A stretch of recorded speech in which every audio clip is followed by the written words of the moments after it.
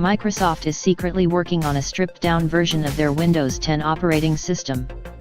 The new Windows 10 Lean SKU is specifically designed for devices where storage space is a luxury.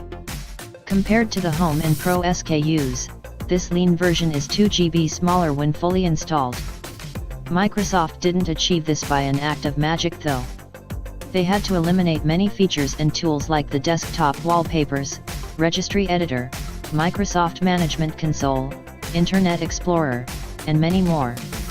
Windows 10 Lean is currently in the development phase. And since Microsoft hasn't officially announced it, there's a good chance that it might not be released.